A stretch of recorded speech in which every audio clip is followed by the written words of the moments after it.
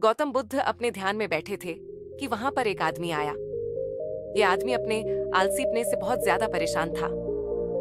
आलसी आदमी गौतम बुद्ध से बोला, महात्मा जी मेरी मदद कीजिए, मैं अपने आलस्य से बहुत ज्यादा परेशान हूँ। आप ही कोई उपाय बताइए जिससे मैं आलसीपन से छुटकारा पा सकूं। गौतम बुद्ध ने उस व्यक्ति से कहा, पहले मुझे यह बताओ कि तुम्हें क्यों लगता है कि तुम आलसी हो।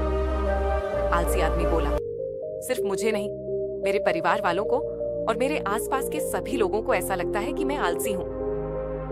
गौतम बुद्ध ने फिर उससे पूछा, क्या तुम जानते हो आलस्य होता क्या है?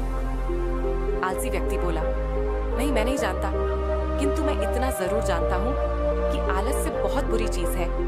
इसकी वजह से मुझे बहुत नुकसान हुआ है जीवन में। गौतम बुद्ध बोले, जिस परेशानी से तुम छुटकारा पाना चाहते हो, पहले उसके बारे में पूरी जानकारी ले लोगे तो उससे छुटकारा पाना आसान हो जाएगा। आलसी व्यक्ति बोला, भगवान इतनी बुद्धि तो मुझ में नहीं है, आप ही मुझे इस समस्या के बारे में जानकारी दीजिए। गौतम बुद्ध बोले, आलस्य एक मानसिक अवस्था है, एक विचार है जिसे जाने अनजाने में हम खुद ही जन्म देते हैं। आलस्य दो मूलभूत कारणों की वजह से ही जन्म लेता है, एक है शारीरिक और दूसरा मानसिक। शारीरिक कारणों में पहला कारण है गलत तरह का भोजन।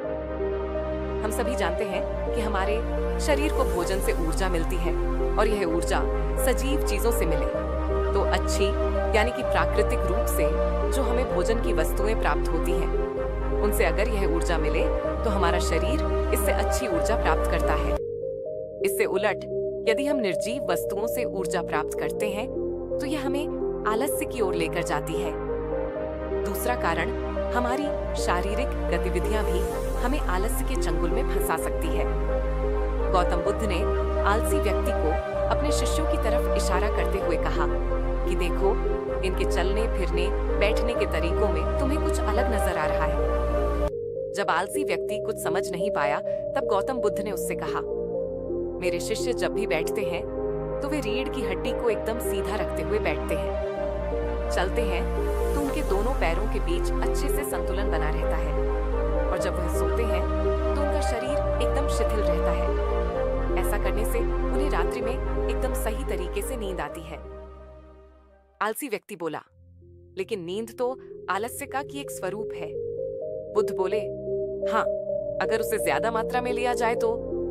बुद्ध ने इस बात को आगे बढ़ाते हुए कहा, नींद कम मात्रा में लोगे तो तुम्हें अगले दिन थकान महसूस होगी और ऐसा करने से ज्यादा आलस्य शरीर में आएगा।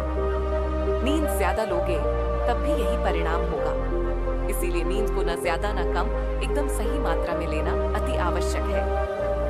आलसी व्यक्ति बोला, हाँ, यह तो मैंने भी अनुभव किया है। बुद्ध बोले, अब मानसिक कारणों के बारे में जान लो।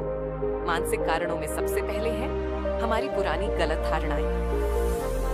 अक्सर ऐसा होता है कि हम पहले जिन कामों में असफल हो चुके हैं, हमारे अंदर ऐसी भावनाएं बन जाती हैं कि हम उस काम में हमेशा असफल होते रहेंगे, जिस वजह से हमें उस काम को करने में आलस आता है। ऐसी धारणाओं से छुटकारा पाने का एकमात्र उपाय यह है कि हमें अपने मन को यह समझाना चाहिए कि पिछली बार हम जब उस काम में असफल हुए थे तो हम उसके बारे में जितना जानते थे, अब हम उस काम के बारे में उससे ज्यादा जानते हैं, क्योंकि असफल होने के बाद हम उससे काफी कुछ सीखे भी हैं। बुद्ध बोले, दूसरा कारण है आलसी और कामचोर लोगों की संगत। कई बार ऐसा होता है कि हम आलसी नहीं होते, मगर जिनके साथ हम रहते हैं हम उन जैसे बनने लगते हैं। इससे छुटकारा पाने का उपाय बहुत सरल है, कामचोर और आलसी व्यक्तियों से दूर रहो।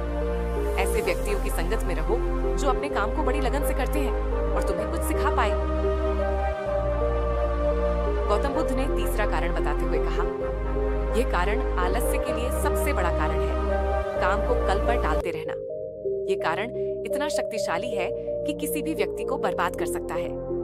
इससे बचने का सबसे आसान उपाय यह है कि जो काम जितनी जल्दी संभव हो उतनी जल्दी कर दिया जाए। गौतम बुद्ध ने आलसी व्यक्ति से एक सवाल पूछा, मान लो तुम किसी रेगिस्तान में फंस गए हो और तुम्हें प्यास लगी है तो तुम क्या करोगे? कल्प तो होगा ही नहीं। गौतम बुद्ध बोले, बिल्कुल सही, और यही है मानसिक स्तर पर आलस्य का चौथा कारण, किसी भी निश्चित लक्ष्य का ना होना। यह भी आलस की ओर लेकर जाता है। अब सुनो, 5वें कारण के बारे में गौतम बुद्ध बोले, सोचो कि तुम्हारे पास काफी सारे सोने के दागिने हैं जो तुम्हें एक जगह से दूसरी जगह लेकर जाना है। तुम चलते चलते थक जाते हो और किसी पेड़ के नीचे बैठ जाते हो और तभी तुम्हें दूर से तुम्हारी तरफ दौड़कर आ रहे डाकू दिखाई देते हैं। तो क्या तब भी तुम आलस करके वहीं बैठे रहोगे? क्या ऐसी परिस्थिति में तुम वहां से उठकर दौड़ने लगोगे? आलसी व्यक्ति बोला, जी मुझे वहां से दौड़ना ही पड़ेगा, नहीं तो मेरी जान और सोने के दागिने दोनों खतरे में पड़ जाएंगे। बुद्ध बोले, यानी कि तुम्हारे पास एक ठोस वजह होगी दौड़ने के लिए। यही है आलस्य का 5वां कारण, किसी भी काम के लिए ठोस वजह का ना होना।